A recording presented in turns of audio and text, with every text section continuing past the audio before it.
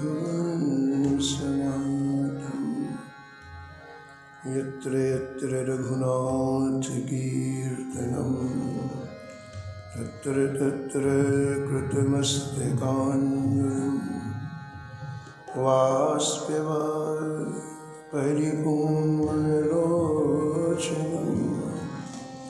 मारुतिं नमत राक्षसान्तकम् वाञ्छाकल्पतरुभ्यश्च कृपासिन्धुभ्यैव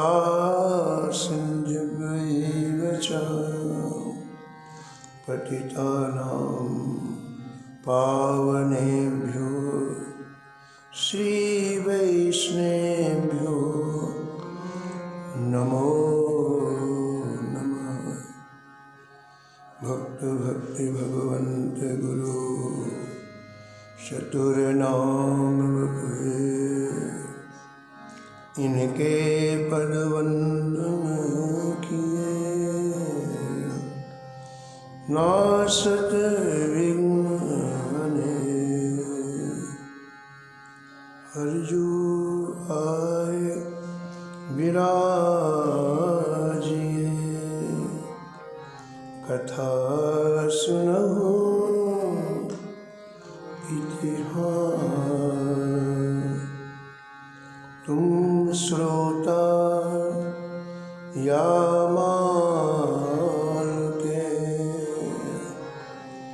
तुम पद रज मम आल तुम पीछे जो और हैं श्रोता हैं रस जिनके सकल मनोरथ पूरे बहु श्री भगवान। राधे राधे गोविंद गोविंद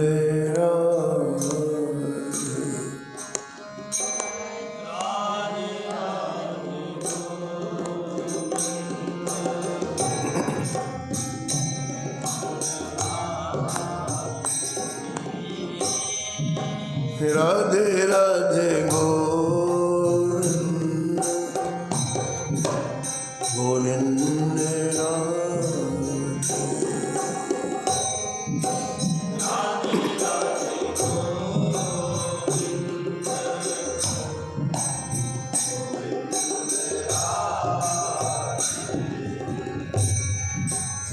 गोविंद राधे गोपाल राधे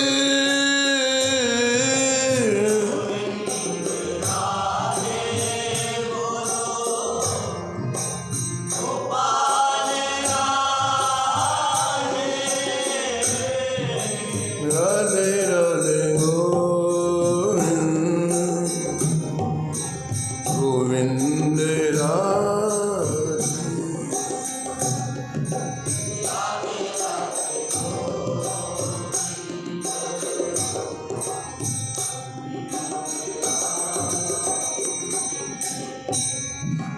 राधे राधे गोविंद गोविंद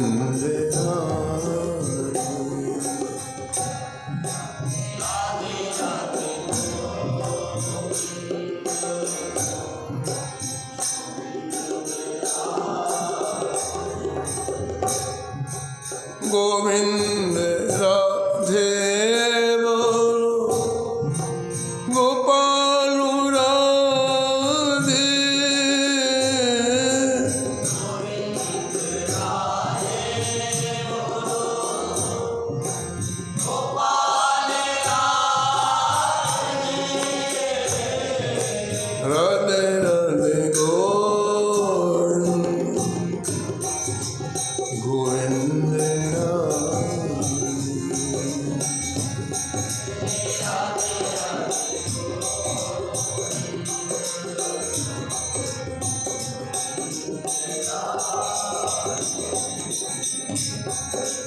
राधे राधे गोविंद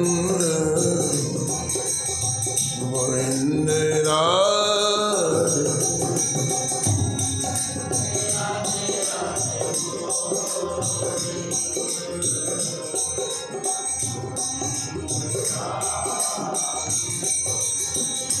हे राधे राधे गोविंद गोविंद राधे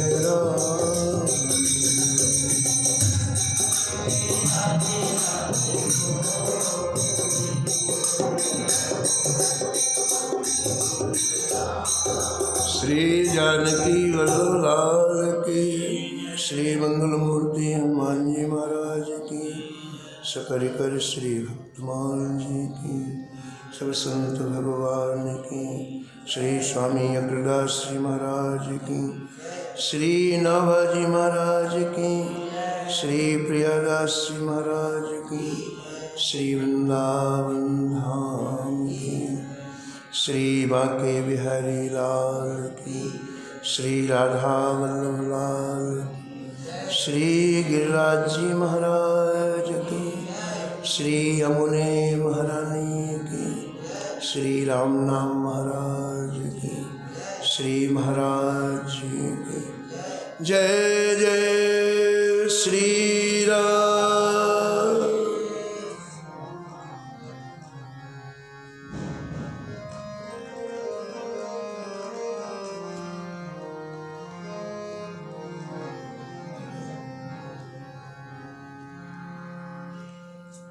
श्री रसिक मुरारी उदारवती, मत गजही उपदेश दियो।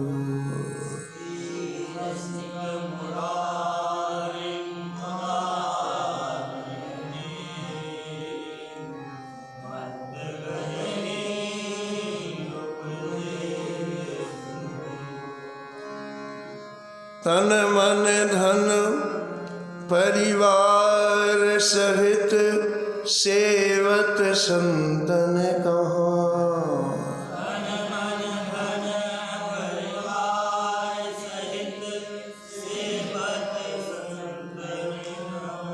दिव्य भोग आरती अधिक हरहूँ तेहि अमां।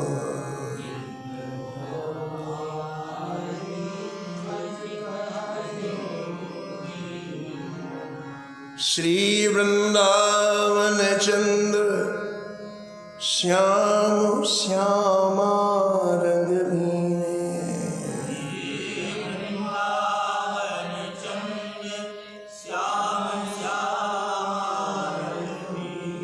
मगन प्रेम पीयूष पयद परिचय बहुरी।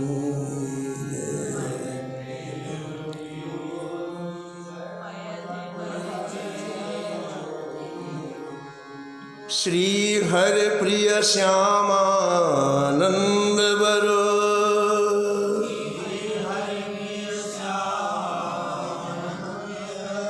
भजन भूमि उद्धार कियो।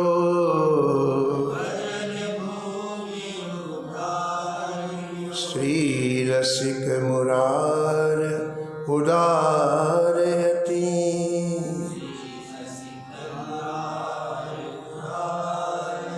मत गजही उपदेश दियो।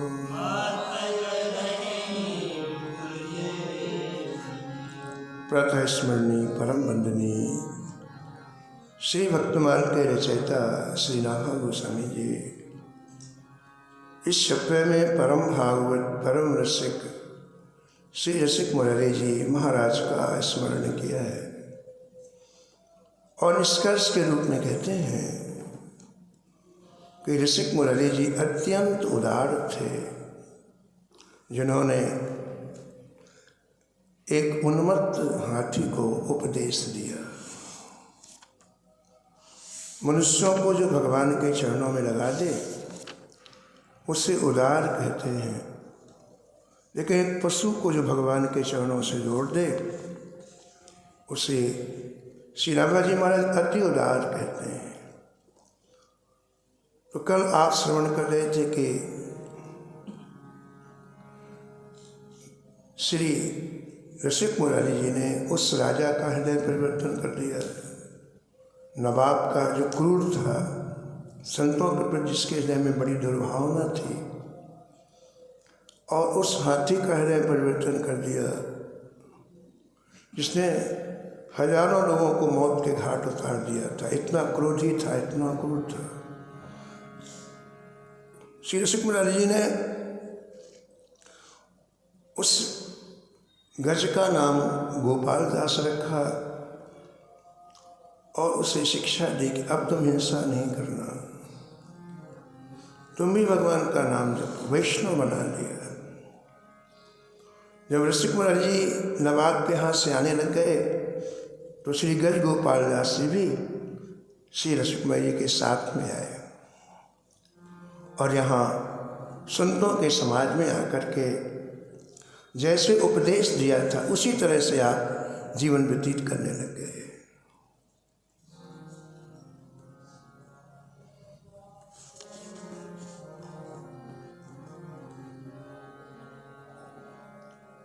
भयो गजराज भक्तराज साधु सेवा साज,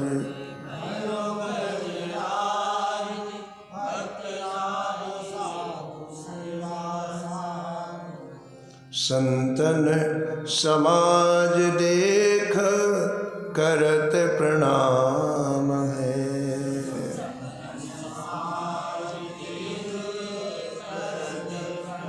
गुरुदेव की वाणी को अक्षरशः उसने स्वीकार कर लिया। संतों के प्रति आदर बुद्धि उसके हृदय में प्रकट हो गई और संतों के प्रति विशेष रुचि रखने लग गए। नित्य प्रति संतों को प्रणाम करते, नित्य प्रति संतों की शीत प्रसादी पाते। जब सभी संत पंगत में प्रसाद पाकर उठ जाते तो आप उन संतों के पत्रों में जाकर के जो कण होते उनको पाते और नित्य प्रति संत जहाँ चरण धोते वहाँ गड्ढे में पानी एकत्रित हो जाता तो उसे पीते आप। धीरे धीरे इनको स्वाद आने लगा, संत शीत प्रसादी में स्वाद आने लगा, संत चरणामृत में स्वाद आने लग गया और संत सेवा करने की रुचि जागृत हुई। शीत प्रसादी का तात्पर्य होता है कि संतों का जैसा जीवन है वैसा जीवन हमारा भी हो जाए। वो भगवान के नाम रूप लीला धाम में डूबे रहते हैं तो हम भी भगवान के नाम से जुड़ें, भगवान की लीलाओं से जुड़ें, भगवान के धाम से जुड़ें। संतों का चरणामृत पीने से संतों के प्रति एक दिव्य भाव, आदर भाव हृदय में बनता है। श्री गजगोपाल दास जी को हृदय में संत सेवा के भाव, मनोरथ उत्पन्न होने लगे। मैं संतों की क्या सेवा करूं, ऐसा गजगोपाल दास जी सोचते हैं। जब प्रणाम करने जाते गजगोपाल दास जी संतों को तो कोई संत कहते हैं, गोपाल दास जी अब हमारी अचले फट गए हैं, हमारी कोपीन फट गई है, तो ऐसा करते और सीधे कपड़ा मार्केट जाते। बड़ा भारी शरीर था गजगोपाल दास जी का और कपड़े के मार्केट में जाके बड़े बड़े गठाने कपड़े की, जहाँ होल सेल का काम होता है ना, वो बड़ी बड़ी गठाने होती हैं, उनको सूंड से उठाते, पीठ में रखते और वहाँ से चल देते और उन संत के पास जाके वो गठान पटक देते और उसमें अनेक तरह के कपड़े होते और संत उनको बांधते। कभी कभी संत कहते, गजगोपाल दास जी अब सर्दी आ गई है, ओढ़ने के लिए गर्म कंबल नहीं है, ऐसा करते। फिर जाते गो मार्केट में और महाराज बड़े बड़े कम्बलों की गठान उठा कर ले जाते। कभी कभी संत कहते कि गजगोपाल दास जी बहुत दिन हो गए परवल की सब्जी नहीं खाई, ऐसा ऐसा करते। सब्जी मार्केट जाते बोरे के बोरे उठा के पीठ पे रख लेते और इतने बलवान थे कि कोई उनको देख नहीं सकता था, बात नहीं कर सकता था, सब डरते थे। जाते सब अगल बगल हो जाते, वो रखते बोरा चल देते। इस तरह से महाराज संतों की मौज हो गई, संतों की सेवा होने लग गई। लेकिन दुकान वालों की हालत खराब हो गई, ना तो कुछ कह सकते हैं, बिक्री हुई नहीं, सामान गायब। आन डारे गोनी बन जारन की बारन सो, आन डारे गोनी आई पुकारन वे जहाँ गुरु धाम है।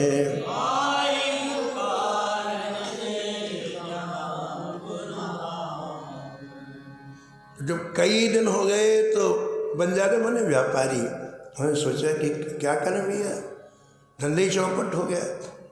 सबने आपस में मीटिंग की, बोले इनके गुरु जी के पास चलते हैं। तो सब व्यापारी मिलकर के श्री रसिक मुरारी जी के पास में आए। कहा महाराज आपके शिष्य को आप समझा लें, हम बिल्कुल सड़क में आ गए, सब सामान जो चाहे उठा के लिया और हमारी किसी की हिम्मत नहीं इनसे कुछ कहने के, क्योंकि अगर इनका मूड खराब हुआ तो पता चला हमारे ही कुछ हो जाएगा। तो हम प्रार्थना करने आए हैं कि आप अपने शिष्य को समझा दें तो ऐसा ना करें। तो फिर श्री रसिक मुरारी जी ने गजगोपाल दास जी को बुलाया और कहा देखो ऐसा नहीं करना चाहिए, हमारे द्वारा किसी को कष्ट मिले ऐसी सेवा नहीं करनी चाहिए, इसलिए आप ऐसा नहीं करना। ऐसा ऐसा किया, अब बोले अब नहीं जाऊँगा ऐसा ऐसा किया। लेकिन इनकी सेवा से सभी संत बड़े प्रसन्न होते हैं और महाराज इनको आशीर्वाद देते हैं। संतों के आशीर्वाद से ही भजन होता है, आशीर्वाद देते।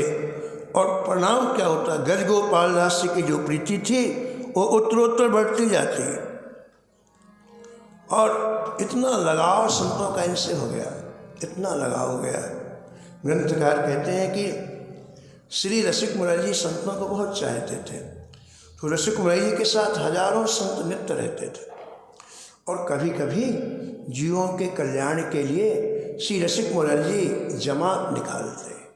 संतों की जो यात्रा होती है उसे जमात बोलते हैं, जमात निकालते और 1000 संत जहाँ से गुजरते वहाँ भजन का वातावरण बन जाता है।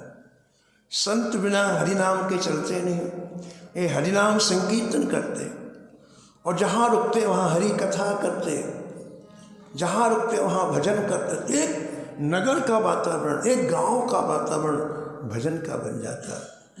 जो लोग कभी भजन नहीं करते थे इनको देख के भजन करने लगे। संतों की यात्रा का यही लक्ष्य था पहले कि हर जगह, हर नगर में, हर गांव में लोग अपनी चित्तवृत्ति श्री ठाकुर जी से जोड़े।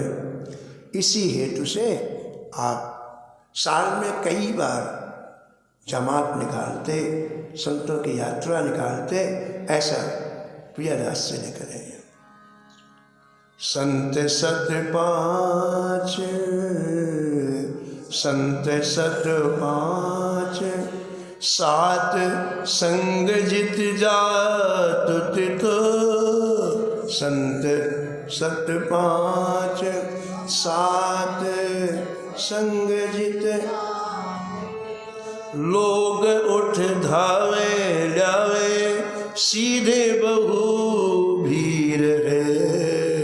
लोग उठ धावे लावे, सीधे बहु भीर है, सीधे बहु भीर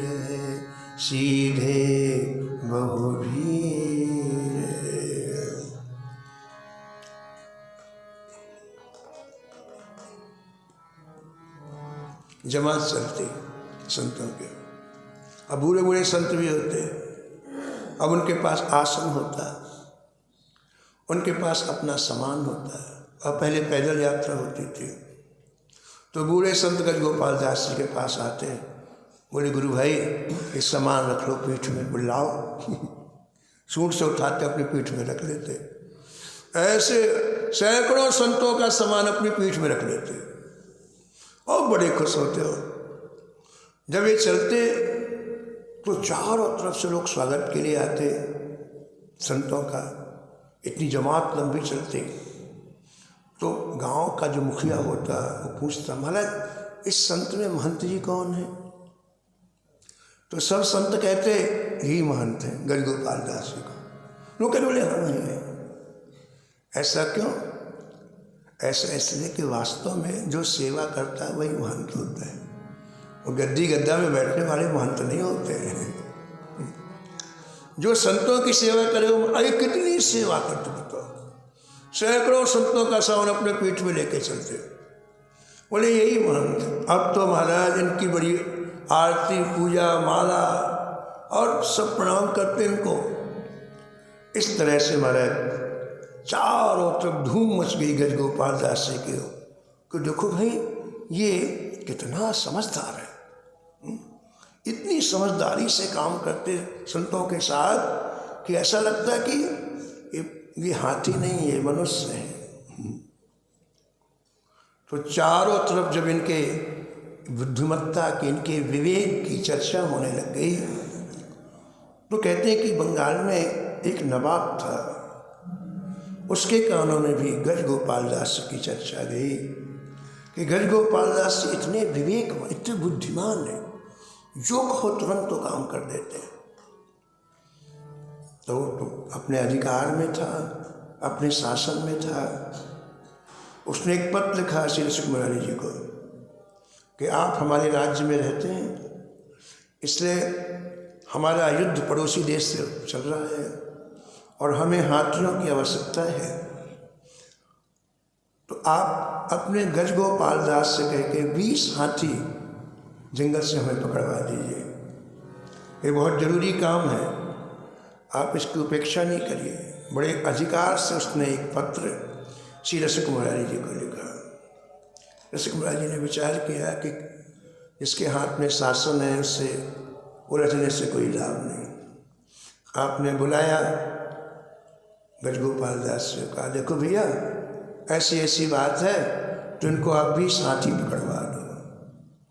तो तुरंत यूँ किया गजगोपाल दास, बड़े बलवान थे, बहुत ताकत थी उनमें, और तुरंत वहाँ से घनघोर जंगल में गए जहाँ हाथी रहते थे।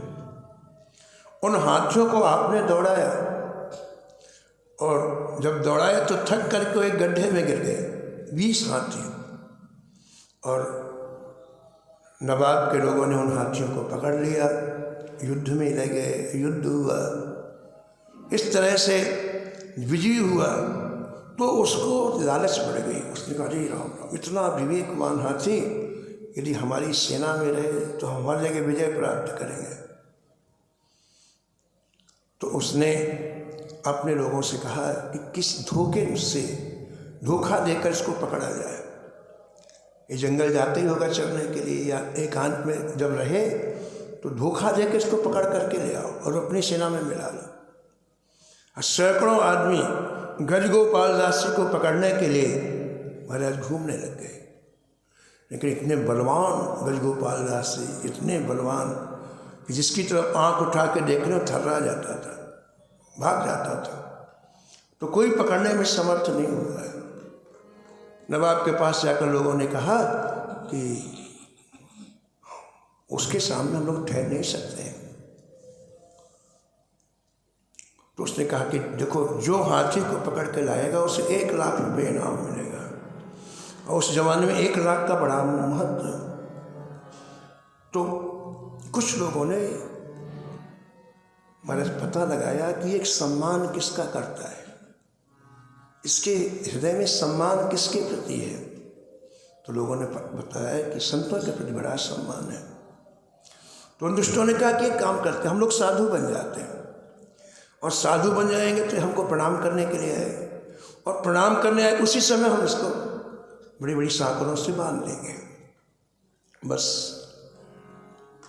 उन दुष्टों ने साधु वेश बनाया है, और साधु वेश बना करके गज गोपाल दास जी का प्रातःकाल नियम था संतों को प्रणाम करने का।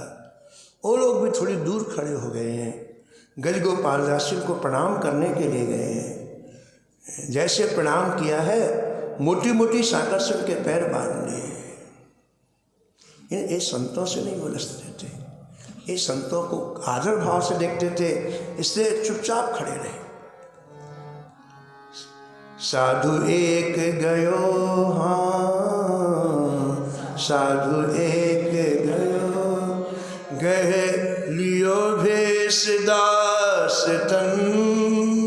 साधु एक गयो, गह लियो भेष दास तन। मन में प्रसाद नेम पीवे नहीं नीर है। मन में प्रसाद नेम पीवे नहीं नीर है। पीवे नहीं नीर है, पीवे नहीं नीर है। लोभ के बस, धन की लालच के बस उस व्यक्ति ने पकड़ा गज गोपाल दास जी को, हाथियों में सांकलों में बांधा और ले करके नवाब के पास गया। नवाब बड़ा खुश हुआ, 1 लाख रुपए इनाम दिया और कहा बहुत अच्छी व्यवस्था में इसको रखो, अपने महावतों को बुलाकर बहुत सुंदर व्यवस्था में रखो, अच्छी व्यवस्था में रखो। और महाराज अच्छी व्यवस्था में रखा गया। गज गोपाल दास जी को अच्छी सेवा के लिए आदमी नियुक्त किए गए। लेकिन हम जैसा सोचते हैं ऐसा संतों का जीवन नहीं होता है। उनकी व्यवस्था दूसरी है। हम जो व्यवस्था देते हैं वो व्यवस्था उनके काम की नहीं है, उनकी व्यवस्था दूसरी है। गज गोपाल दास जी को संतों का वियोग व्याप्त हो गया। यहाँ संतों का दर्शन नहीं होता है। उसकी पीड़ा, उसका दुख, उसका दर्द इतना बढ़ा। गज गोपाल दास जी रोते रहते, उनकी आंखों से निरंतर आंसू निकलते रहते। महावतों ने गज गोपाल दास जी को कई तरह की चीज़ें खिलाने का प्रयास किया, लेकिन उन्होंने देखा भी नहीं। अंतर हृदय की जब वेदना होती है तो बाह्य वस्तुएं का कोई महत्व नहीं रहता है। गज गोपाल दास जी को सबसे बड़ा कष्ट था संत वियोग। अब इन आँखों से संतों का दर्शन नहीं हो रहा है, ये बहुत बड़ी पीड़ा थी।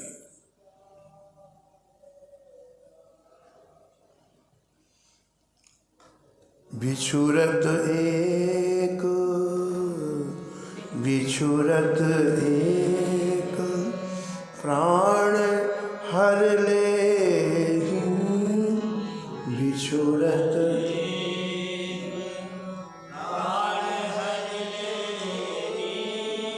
मिलत एक, दारुण दुख दे।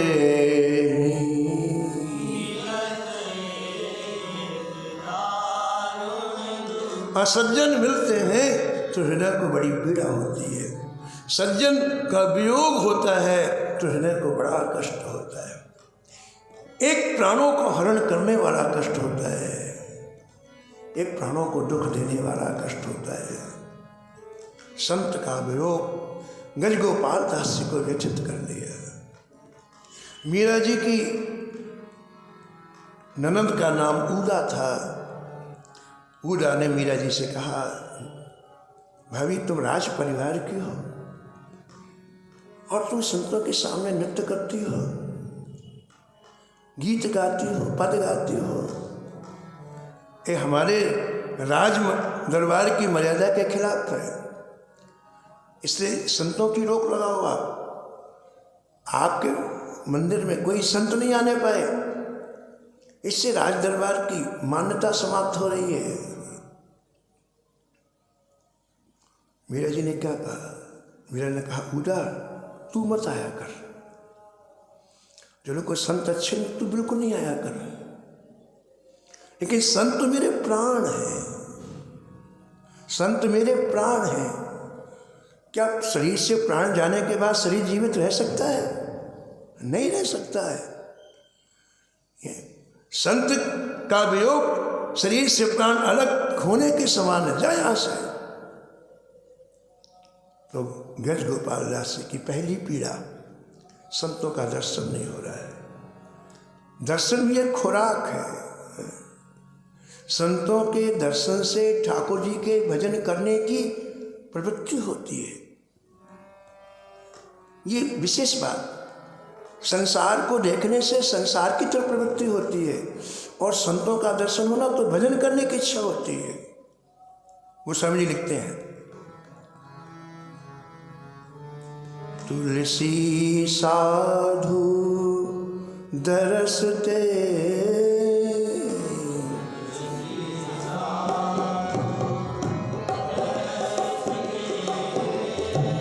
तुलसी साधु दरसते, तुलसी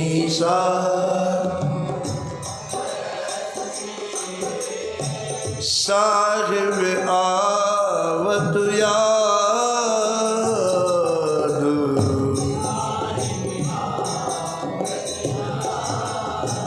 संतों के दर्शन करते ही साहिब माने भगवान की भजन करने की तीव्र इच्छा होती है। और जिस समय भगवान के भजन करने की इच्छा हो, उस समय को ठाकुर जी स्वर्ण अक्षरों में लिखते हैं। इसलिए गोस्वामी जी कहते हैं 24 घंटे में वही समय सार्थक है जब संसार की विस्मृति होकर ठाकुर जी का भजन हो। लेखे में सोई घड़ी,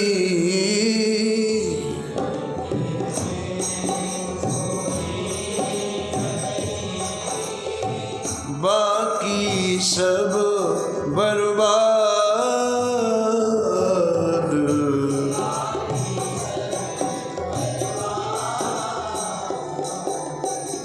तुलसी साधु दरसते, तुलसी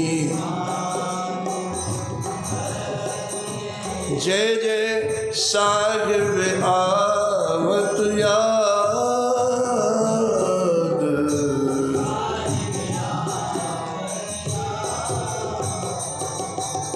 जिसको जिसका रस मिल जाता है उसके बिना रह नहीं सकता है। हाथी होते हुए गज गोपाल दास जी को संतों के दर्शन का रस मिल गया था। इसलिए वहाँ जाने के बाद, नवाब के यहाँ जाने के बाद इतनी सुविधाएं दी गई उसको, इतनी व्यवस्थाएं की गई, लेकिन उसकी अंतरात्मा को खुराक नहीं मिल रही है।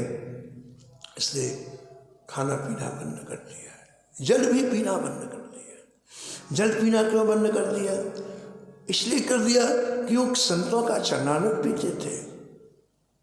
जब से श्री रसिक मुरारी जी के पास गए श्री गज गोपाल दास जी, तो उन्होंने संतों के चरणामृत पीने का नियम बना लिया।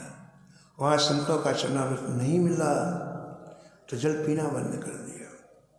खाना पीना क्यों बंद कर दिया? बोले जब से रसिक मुरारी जी के यहाँ गए तब से वो संतों की शीत प्रसादी पाते। संत अपनी पत्तल में जो छोड़ उसी को पाते। तो यहाँ शीत प्रसादी नहीं मिल रही, इसलिए नहीं पा रहे। शरीर दुबला हो गया, 1 महीने में शरीर बिल्कुल दुबला हो गया। जो सेवा करने वाले महावत थे वो नवाब के पास गए, बोले हजूर उसकी तो हालत बड़ी खराब हो रही है, कुछ खाता नहीं, कुछ पीता नहीं, उसकी आंखों से निरंतर आंसू निकलते रहते हैं। नवाब ने कहा एक काम करो, ऐसा लगता है खुले में रहने वाला है और हम लोगों ने इसे बड़ी बड़ी जगह में बांध के रखा है, इसको एक बार तुम लोग खुले में घुमाने ले जाओ। वन में ले जाओ और देखो वन में जहाँ गंगा की धारा है वहाँ ले जाओ। हो सकता है कि खुले में पानी पिए, नदी का पानी पिए और जंगल की पत्ती खाए। तो नवाब की आज्ञा से उन महावतों ने एक दिन खोला श्री गजगोपाल दास जी को। बहुत दुबले हो गए थे, धीरे धीरे चले, वन में आए, लेकिन कुछ नहीं खाया। उनका कोई वन से और घर से मतलब नहीं था, उनकी तो पीड़ा थी, कुछ नहीं खाया। तो उन महावतों ने सोचा जल ही पी ले, तो उसे गंगा जी में प्रवेश कराया। और जैसे ही प्रवेश कराया वैसे रसिक मुरारी जी को सत्संग की याद आ गई, क्योंकि रोज सत्संग होता था रसिक मुरारी जी के यहाँ। गंगा जी में जैसे प्रवेश किया तो उन्हें सत्संग की याद आ गई। क्या कि गंगा जी सभी तरह के मनोरथों को पूर्ण करने वाली। दुखी तो थे ही, आंसू की धारा तो गिर ही रही थी। एक बार आपने माँ भागीरथी को वंदन किया, प्रणाम किया। जय जय भगीरथ नंदिनी, जय जय भगी मुनि चकोर चंदनी,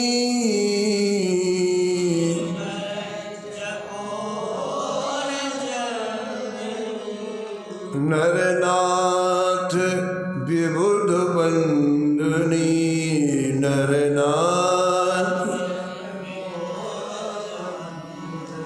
नरनाग विबुध बंदनी,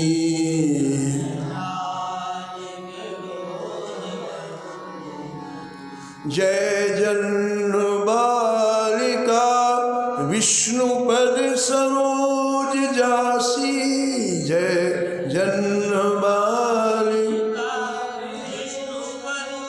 सरोज ईश शीश पर विभास, ईश शीश त्रिपति गास पूर्ण रास, त्रिपति पाप छालिका, पाप विमल विमल विपुल बासवार, विमल विपुल विमल विमल विपुल बासिवार, शीतल त्रैतापहार,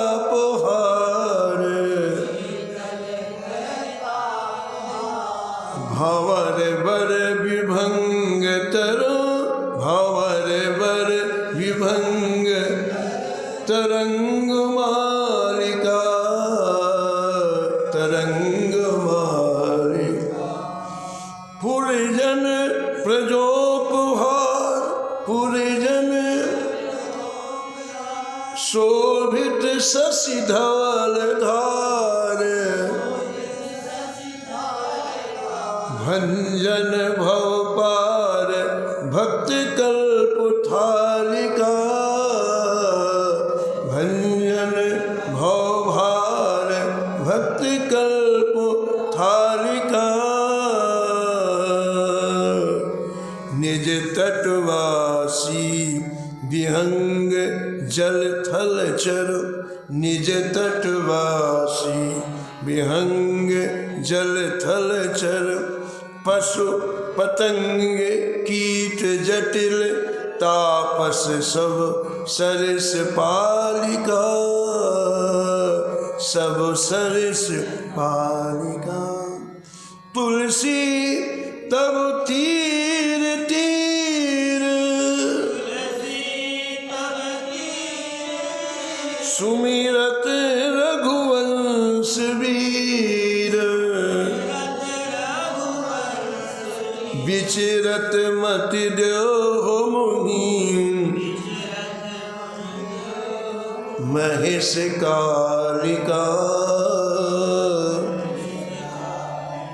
महेश कालिका।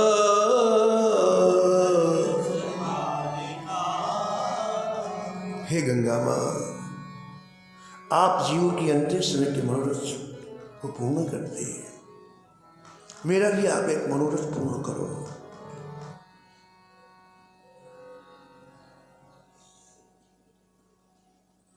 मैं आपकी गोद में अपने जीवन को समर्पित कर रहा हूँ, लेकिन मुझे जो अगला जन्म मिले वो संतों के बीच में मिले। अगले जन्म में मुझे संतों का वियोग न हो। आप जन जन की भावनाओं को पूर्ण करते हैं। मैं आपके श्री चरण कमलों में प्रार्थना कर रहा हूँ कि अगला जन्म ऐसा मिले जहाँ संतों का वियोग न हो। बस ऐसा कह के श्री गज गोपाल दास जी गंगा के गहरी धारा में प्रवेश कर गए और शरीर छूट गया गज गोपाल दास जी का। प्रियादास जी कहते हैं कि गज गोपाल दास जी का जीवन कहाँ से कहाँ पहुँच गया। कहाँ हजारों आदमियों को मारते थे, मदिरा पीते थे उन्मत्त होकर के, और देखो तो सही आज कितने परम भागवत बन गए कि संतों के वियोग में अपने प्राण छोड़ दिए। बीते दिन 3-4 जल लय पिवावे धार। बीते दिन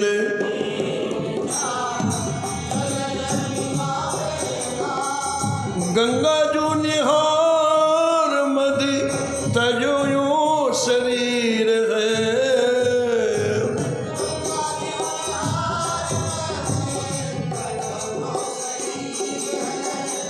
तजो शरीर है, तजो शरीर।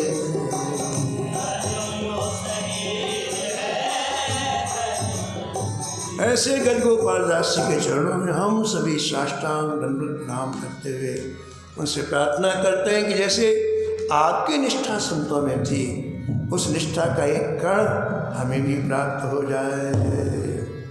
हरि भजले हरि भजले, हरि भजने का मौका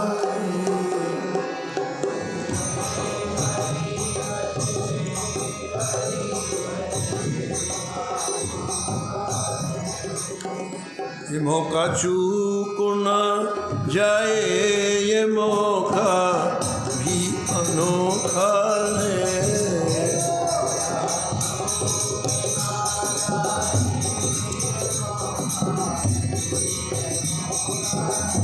एक सूचना है हमारे श्री राम वृंदावन में, जिन्होंने भक्तमाल का खूब प्रचार प्रसार किया।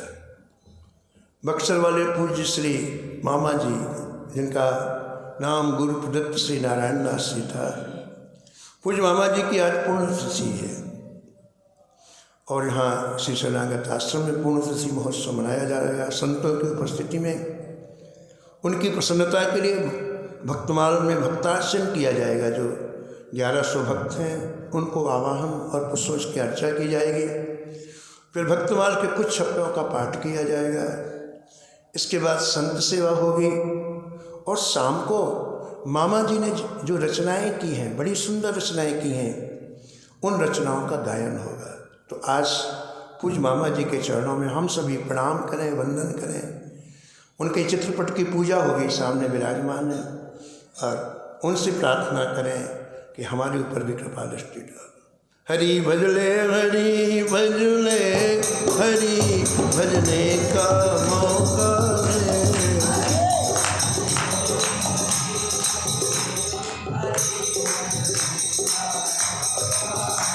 ये मौका चूक न जाए, ये मौका भी अनोखा है। ये मौका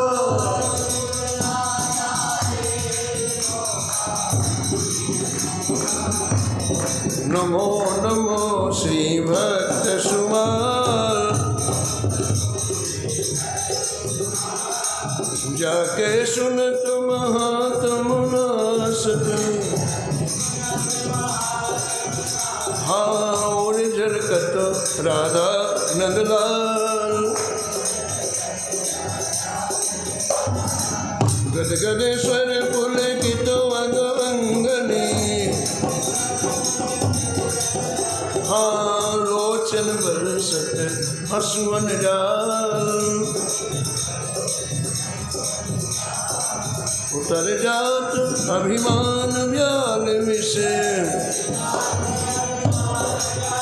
हाँ लेत जीवाय सुरस तिहि काल। होत प्रीत हरि भक्त जनन सो, हाँ लेत शीघ्र हटि चरण प्रछाल। तजत कुसंग लेत सत्संगति, जय जय जय जय भाग जगत को अद्भुत मान। निशिवासर सोवते अरु जागत, जय जय रोम रोम वे करत निहाल। श्री अग्र नारायण दास प्रिया प्रिय, प्रगति जीवन रसिक रसाल। हाँ नमो नमो श्री भक्त सुमाल। सीताराम सीताराम सीताराम सीताराम, सीताराम सीताराम सीताराम सीताराम। जय जय राधे श्याम राधे श्याम राधे श्याम राधे श्याम। सीताराम सीताराम, जय जय सीताराम सीताराम, हाँ हाँ सीताराम सीताराम।